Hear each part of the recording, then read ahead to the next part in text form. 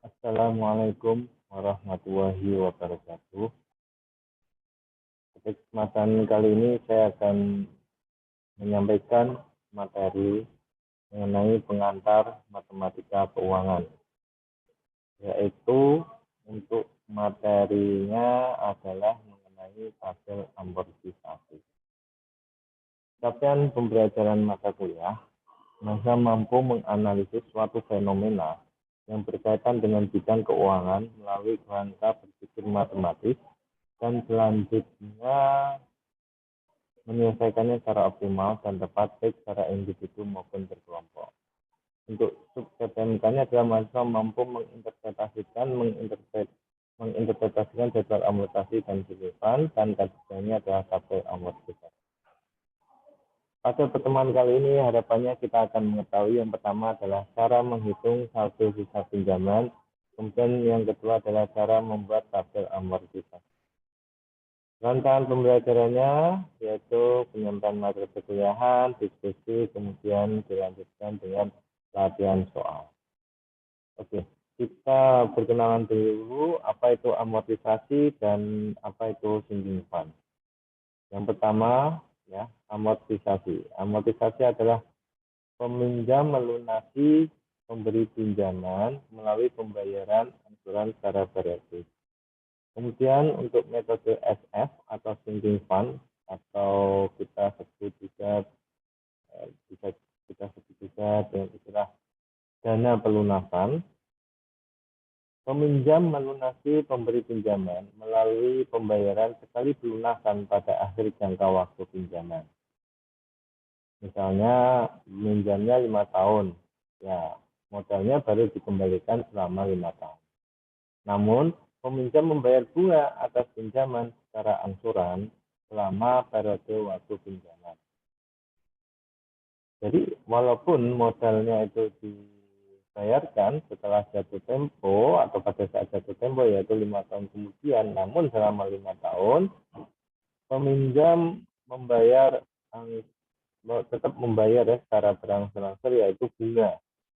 Nah, diasumsikan peminjam membuat pembayaran secara berarti ke suatu dana yang disebut dengan SF. Nah, SF ini adalah suatu dana yang mana kita peminjam ini memasukkan atau mendepositkan dananya ke SF ini, maka peminjam mendapatkan bunga. Jadi kalau urusan peminjam dengan pemberi pinjaman itu peminjam membayar bunga, tapi untuk kaitan antara peminjam dan SF ini justru peminjam yang mendapatkan bunga. Nah, dana yang terakumulasi ini nantinya di SF ini, ya, ini terakumulasi ini dengan jumlah pinjaman itu sama gitu.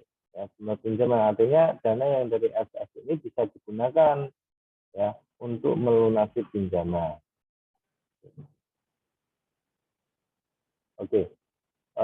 Kita kembali lagi ke amortisasi ya. Jadi amortisasi itu seperti ini. Ini L itu loan ya, artinya pinjaman, besar pinjaman.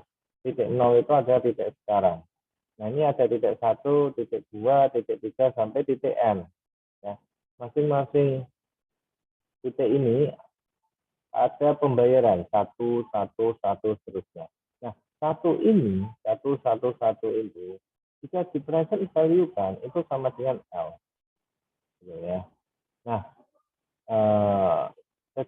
amortisasi itu tanya di mana? Satu ini itu dibagi menjadi dua, menjadi prinsipal atau pokok dan I atau interest. Jadi setiap pembayaran itu ada unsur pokok yang dibayar dan unsur bunga yang dibayar.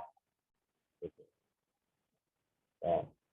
Nah, sedangkan kalau misalnya SF ya, pinjaman ini di titik L ya. Nah, titik 1, titik 2 sampai titik N ya, hanya membayar apa? Hanya membayar bunga. Nah, namun untuk dana sinking fund itu kita melakukan setoran ya, atau peminjam itu melakukan setoran ke suatu dana yang disebut SF sampai titik N sehingga terkumpul sejumlah dana sebesar L. Tentunya total yang kita setor tidak sama dengan L, tapi justru malah lebih kecil. Namun karena ada faktor bunga, maka uang kita menjadi sama dengan. Nah, hal ini bisa digunakan untuk melunasi pinjam. Kembali lagi ke pertanyaan tentang amortisasi, dalam hal ini adalah kita membahas mengenai pertanyaan penting terkait amortisasi. Pertanyaan penting terkait amortisasi, yang pertama adalah bagaimana sisa satu pinjaman setiap waktu ditentukan pada setiap titik. Kemudian yang kedua adalah bagaimana setiap pembayaran oleh peminjam dibagi ke pelunasan pokok dan pembayaran. Oke, kita fokus ke nomor satu dulu, yaitu tentang satu sisa pinjaman. Ya, ini ada metode retrospektif, artinya adalah melihat ke belakang. Kemudian metode prospektif, artinya adalah melihat ke depan. Gitu kan. Nah, ini ada present value di titik 0. Nah, bagaimana kita mencari sesuai dengan contoh ilustrasi ini ya, di titik 10, berapa sisa satu pinjaman setelah pembayaran yang ke-10. Ya.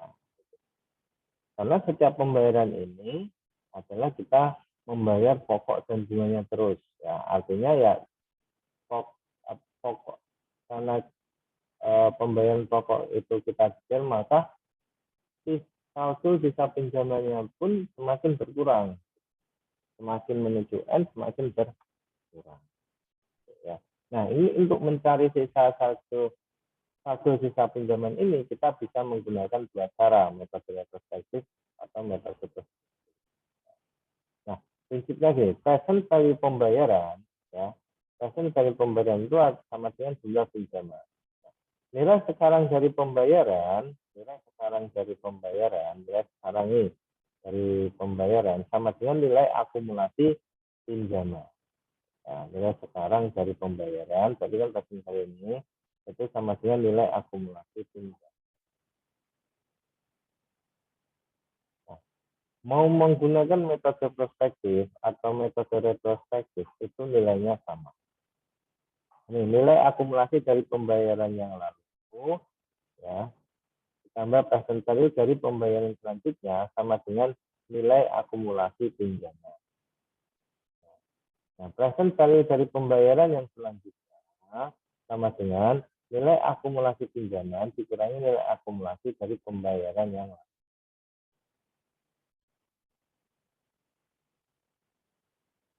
Itu prinsip dari retrospektif. Kemudian kalau metode prospektif, ya, ini yang metode yang atasnya metode retrospektif ya, nilai akumulasi dari pembayaran yang lalu. Jadi di nilai akumulasi dari pembayaran yang lalu, ya, jadi nilai akumulasi dari pembayaran lalu artinya lalu itu sampai 10 ya, sampai 10 itu lalu, ya. Nah, kemudian ditambah present value dari pembayaran selanjutnya. Nah, kemudian ini di present value kan ini selanjutnya itu artinya setelah 10. Nah, itu sama dengan nilai akumulasi pinjaman. Jadi nilai akumulasi pinjaman itu sama dengan nilai akumulasi dari pembayaran lalu ditambah present value dari pembayaran. Nah, kalau retrospektif ya, present value dari pembayaran yang selanjutnya, jadi pembayaran yang selanjutnya itu dari 11, 12 sampai N, ini sampai dengan nilai akumulasi pinjaman. Ya, nilai akumulasi pinjaman, jadi yang di titik N ini dikurangi nilai akumulasi dari pembayaran yang lalu. Nilai akumulasi dari pembayaran yang lalu, jadi nilai akumulasi yang di titik 10.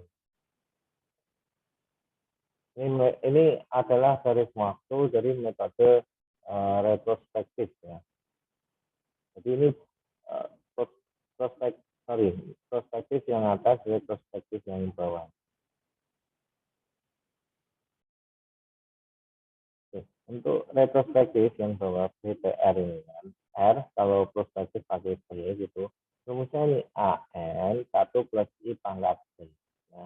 Jadi AN itu apa? AN itu adalah present value ini, yaitu nilai yang ada di titik 0 ini. Kemudian ini di present value-kan ini, setelah di present value-kan ya, kita ketemu AN, ini kita future value-kan sampai ke titik T gitu loh.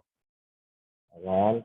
Kemudian kita kurangi ya nilai akumulasi ya sampai titik T. Ya, titik angsurannya ini berapa ya, present value kan, kemudian future value kan ya. Jadi di sini kita mendapatkan nilai ya yang seharusnya ini ya dibayar gitu ya, semisal sekali bayar, namun kan kita sudah ini ya membayar pokoknya ya di titik 1 sudah bayar pokok, di titik 2 sudah bayar pokok, maka kita mengurangi dengan ST-nya, nilai akumulasi yang sudah kita bayarkan. Jadi untuk mendapatkan nilai sisa satu pinjaman setelah pembayaran yang ke T, maka rumusnya adalah BTS sama dengan AN kalikan 1 plus I pangkat T dikurangi ST. Nah, kemudian bagaimana untuk metode prospektif? Untuk metode prospektif di titik T ya, ini BTP ini ya rumusnya ada AN min T. Ya, AN ini kan ini ya, AN ya, AN itu kan artinya itu present value ya, present value di titik 0, namun kita mempertimbangkan pembayaran yang pertama sampai pembayaran ke N, walaupun kita sudah membayar sampai ke T, tetapi kan kita asumsikan bagaimana jika kita sesuai rencana awal, yaitu melakukan angsuran sampai ke N. Nah, kemudian ya kita kurangi ya, dikurangi ini apa namanya, present value ya, dari 0 sampai titik T itu kita present value kan gitu ya, yang sudah kita lakukan pembayaran ya, seperti itu. Nah, tapi kalau kita melihat N min T itu letaknya di mana, N min T ya itu posisinya ya itu di sini T plus 1 plus T plus 2 sampai N. Nah, ini di present value kan ke titik ini AN min.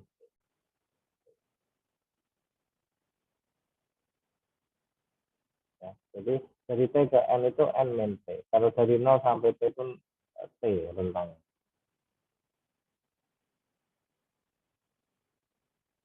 Ini retrospektif ya, itu sama dengan prospektif ya, AN min T. Ini kalau retrospektif kan karena AN kalikan 1 plus I pangkat T, maka ini bisa dijabarkan lagi jadi 1 minus T pangkat N per I kalikan 1 plus I pangkat T dikurangi 1 plus I pangkat T minus 1 per I. Dan 1 plus I pangkat T minus T pangkat N min T dikurangi 1 plus I pangkat T plus 1 per I. Kemudian 1 minus T pangkat N min T per I. Ini hubungan antara retrospektif dan prospektif. Oke, contoh, suatu pinjaman dilunasi dengan 10 pembayaran. Ya, 10 pembayaran ini 2 juta rupiah. Ya, yang diikuti dengan 10 pembayaran 1 juta rupiah pada setiap akhir bulan. Jika tingkat bunga nominal konvertible semi tahunan adalah 10%, tentukan sisa satu pinjaman setelah 5 kali pembayaran. Yang pertama menggunakan metode prospektif, kemudian yang kedua menggunakan metode retrospektif.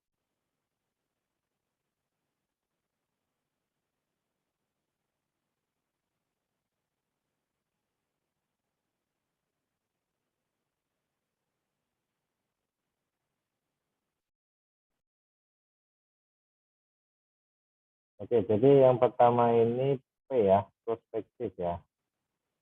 Kita lihat ya dalam garis waktunya ini ya, 0 sampai 20. Kenapa 0 sampai 20? Karena kan pembayarannya selama 10 tahun ya.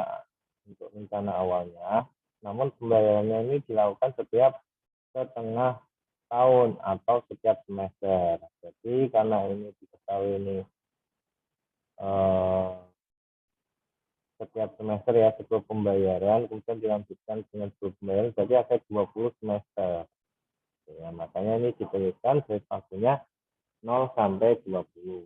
Yang ditanyakan setelah pembayaran kelima. Untuk rencana awalnya kan 10 pembayarannya ini sampai titik 10 kan. Kemudian itu 2 juta, 2 juta, 2 juta. Kita tuliskan di sini 2. Kemudian dilanjutkan dengan 1 juta, 1 juta, 1 juta. Kita tuliskan di sini 1. Nah, untuk P5P-nya ya, P5P-nya ini berapa? Nah, maka ini kan kita lihat di sini ya, bahwa 1 juta ya dikalikan A15 ditambah A5. Dan A15 ditambah A5. Nah, A15 ini dari mana? Kemudian A15 bagaimana? A5-nya ini bagaimana? Kok bisa ditulis A15? Kemudian ditulis A5 dan ditulis 1 juta. Padahal ini pembayarannya adalah 2 juta, 2 juta, 2 juta, 2 juta. Artinya kan sudah melakukan pembayaran 2 juta sebanyak 5 kali dan belum melakukan pembayaran 2 juta 5 kali dan kemudian belum juga melakukan pembayaran 1 juta sebanyak 20 kali. Kemudian, nah 15 ini, 1 juta 15 ini ya, itu merupakan ya 6, 7, 8, 9, 10, 11, 12, sampai 20. Gitu. Jadi di dalam uang 2 juta itu kan ada uang 1 juta. Anggap aja pembayaran ke-6 itu ada 1 juta. Pembayaran ke-7 itu 1 juta, sampai pembayaran ke-10 itu 1 juta. Kalau pembayaran ke-11 enggak usah dianggap lagi, memang pembayarannya 1 juta. Jadi ada berapa 1 juta? Ada 15 1 juta. Kemudian ditambah A5. Nah, A5 itu dari mana? A5 itu 6 sampai 10 gitu ya. Seandainya ini pembayarannya 1 juta semua gitu kan. Nah, kita cukup A15 saja, tetapi kan pembayarannya 2 juta sampai 10, kemudian dilanjutkan 1 juta sampai 20. Maka untuk mencari D5P-nya adalah sama dengan 1 juta kalikan A15 tambah A. Kemudian ini sama dengan ya, untuk A15 kan kita tahu bahwa rumusnya ada 1 min P pangkat N ya, per I gitu kan. Nah, I di sini C, ya V-nya juga 1 plus C pangkat negatif 1 gitu kan. Jadi D-nya itu berapa? D-nya itu ini ya, yang diketahui ini kan 10% ya setiap tahun kan setiap tahun. Jadi untuk bunga efektifnya ada 10% dibagi 2 yaitu 5% karena I2-nya itu ada 10%. Sehingga didapatkan A15 10,8 dan A5 2,33. Ini digunakan dikalikan sama dengan 14.709.000 ya. Itu untuk yang prospektif. Bagaimana untuk retrospektif ya? Kita lihat ya, penyelesaiannya untuk yang retrospektif. Untuk yang retrospektif D5R ya, ini kita memandang ke belakang gitu. Kita cari pinjamannya itu berapa sih? Ya, kita cari pinjamannya itu berapa? Kita pembayarannya 2 juta 10 kali, terus 1 juta sampai 20 kali. Nah, untuk mencari ya besarnya ya pinjaman ya itu berarti apa? 1 juta kalikan A20 tambah A10. Nah, A20 ini dari mana? Anggap aja kita itu dari titik 1 sampai titik 20 itu bayarnya 1 juta, 1 juta, 1 juta, 1 juta ya, banyak 20 kali. Nah, kemudian untuk yang A10 ini karena yang 1 sampai 10 itu 2 juta kan, tapi di dalam uang 22 juta itu kan ada uang 1 juta. Uang 1 juta sudah diwakili oleh A20 ini. Nah, kemudian yang A10 ini tinggal 1 juta.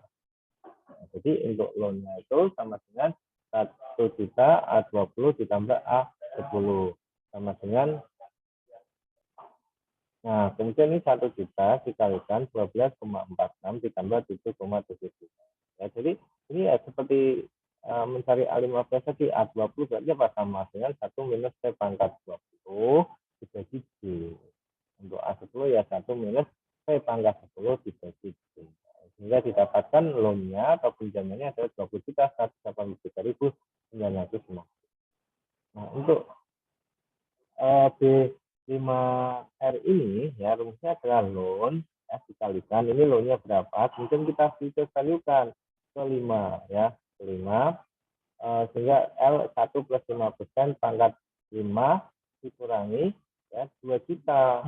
2 juta kalikan S5 ya. 2 juta S5 ini apa? 2 juta S5 ini adalah yang sudah dibayarkan. Yang sudah dibayarkannya banyak 5 kali. Dan kemudian itu dikurangkan sehingga didapatkan nilai 14.709. Misalnya seperti itu. Sehingga di sini kita bisa melihat bahwa untuk mudahnya kalau saya itu lebih ke prospektif ya, prospektif. Kalau retrospektif kita itu melibatkan loan ya, tapi kalau prospektif kita nggak melibatkan loan atau nilai pinjaman ya, misalnya pinjaman.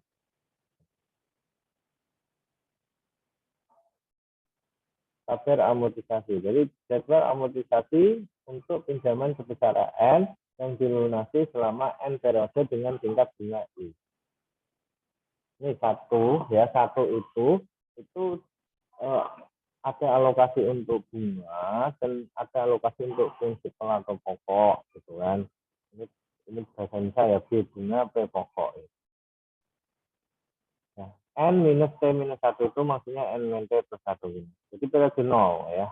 Jadi periode 0 itu sisa satu pinjaman adalah ya itu sejumlah ya uang yang kita pinjam, yaitu sebesar apa? Sebesar A. Nah, setelah itu di periode pertama kita melakukan pembayaran, mengangsur gitu, sejumlah 1 gitu. Ya, karena dari setelah kita melakukan pembayaran 1 itu kan ada alokasi nih, ada alokasi bunga sama alokasi pokok ya kan. Nah, dari 1 itu alokasi bunganya itu berapa? Alokasi bunganya adalah I kalikan AN gitu loh. Kita hutangnya berapa, kemudian bunganya berapa, dikalikan aja IAN atau sama dengan 1 minus P pangkat N. Nah, kemudian pokok yang dilunasi apa ya? Pelengkap dari IAN itu atau pelengkap dari 1 minus P pangkat N, yaitu apa? PN. Pelengkap itu artinya pokok dan bunga juga dijumlahkan sama dengan 1. Gitu kan. Nah, setelah pokok yang dilunasi itu sebesar PN, berarti sisa satu pinjaman kita sebesar apa? Ya, AN dikurangi PN, P pangkat N sama dengan AN min 1. Gitu kan. Nah, kemudian lanjut ke jumlah pembayaran ya, nilai 1 di periode kedua. Nah, seperti ini, sehingga total pembayaran ya, total pembayarannya itu sebanyak N ya. Jumlah pembayarannya itu sejumlah N. Ya. Bunga yang dibayarkan itu sejumlah N minus N. Dan pokok yang dilunasi ya utang kita itu yaitu sebesar AN. Ya. Oke, kita lihat contoh ya. Bentuklah jadwal amortisasi untuk pinjaman sebesar 1 juta rupiah yang dilunasi dalam 4 pembayaran tahunan jika tingkat bunga tahunan adalah 8. Oke. Jadi untuk I-nya ini kan 8%, N sama dengan 4. Ya, jadi ada 4 kali pembayaran. Ya. Pembayaran pertama sebesar R, pembayaran kedua sebesar R, pembayaran ketiga sebesar R, pembayaran keempat itu juga sebesar R. Ya kan? Nah, kita cari dulu pinjamannya itu berapa sih? Pinjamannya itu ya R4 sama dengan 1 R4 yaitu berapa? 1 juta gitu.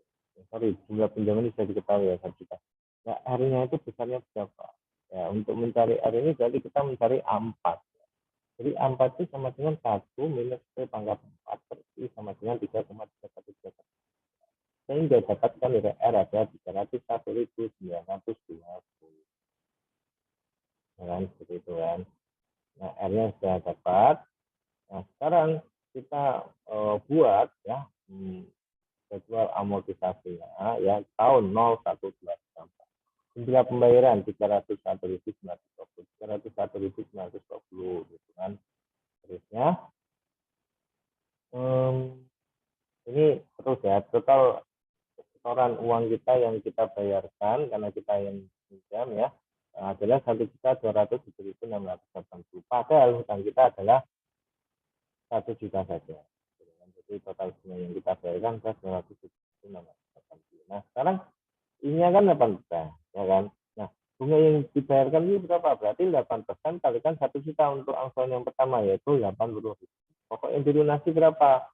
Ya 301.920 dikurangi 80.000 yaitu 22.190. Nah, sehingga sisa satu pinjaman setelah pembayaran pertama adalah 1 juta dikurangi 22.190, 221.920 yaitu 728.080 dan seterusnya, sehingga setelah pembayaran keempat yaitu 301.920 bunga yang dibayarkan adalah 22.360. Kemudian pokok yang dilunasi adalah 279.560 sehingga sisa satu pinjamannya menjadi 0 alias lunas ya. Jadi jumlah pokok yang dilunasi ini empatnya ini adalah 1 juta ya, sehingga pokok itu sama saja yang dilunasi ya ini ya 200.680. Bisa dilihat jelas bahwa bunga itu semakin lama itu semakin menurun, sedangkan kalau pokok itu semakin lama itu naik. Contoh lagi, pinjaman 1 juta rupiah dilunasi dengan pembayaran 100.000 rupiah pada setiap kuartal selama mungkin sampai hampir lunas ditambah pembayaran akhir yang lebih kecil sehingga menjadi lunas. Jika tingkat bunga adalah konservatif berkuartalan 16%, tentukan jumlah pokok dan bunga dalam pembayaran yang keempat.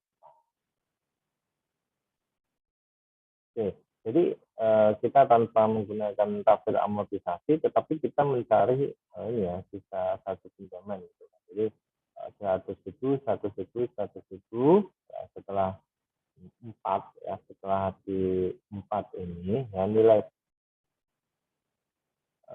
jumlah pokok dan bunga dalam pembayaran keempat ya.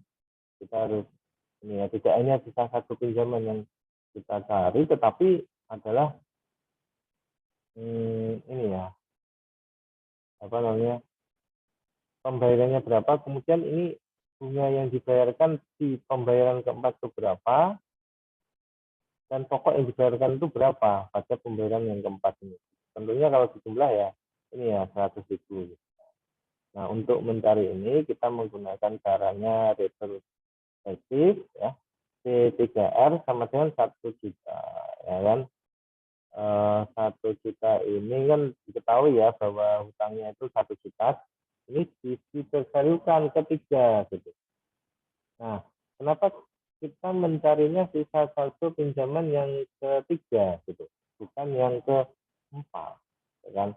Nah karena gini, kalau kita lihat ya, kalau kita sudah tahu 3 gitu, kita enak bunga yang diberikan itu berapa, pokok yang dilunasi itu berapa, maka kita lihat ya sisa satu pinjaman di titik 3 gitu setelah pembayaran yang ke-3 kan. Nah jadi 1 juta ini disesuaikan ke-3 gitu kan, 1,043, sehingga misalnya kita sekali pelunasan 1 juta kok bunganya 8%, maka kita melunasinya dengan nilai 1.124.860. Kemudian kita kurangi yang sudah kita lakukan pembayarannya yaitu sebanyak 3 kali. Jadi 100 di sini disesuaikan ya. Yaitu sebenarnya 312.160. Kalau ini dikurangi adalah 812. Nah setelah kita tahu ya, jika kita tahu ini sisa satu pinjaman di titik 3 gitu. Untuk mencari bunga yang harus dibayarkan di titik 4 itu berapa? Ya tinggal ini aja 8% dikalikan 8, sorry bukan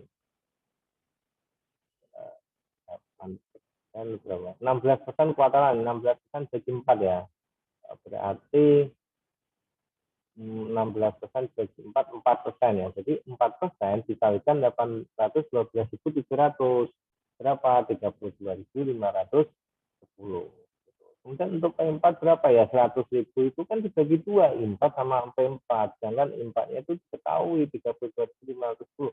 Sehingga P4-nya berapa ya? 100.000 dikurangi 32.510 yaitu 267.490. Itu ya. Itu jawabannya.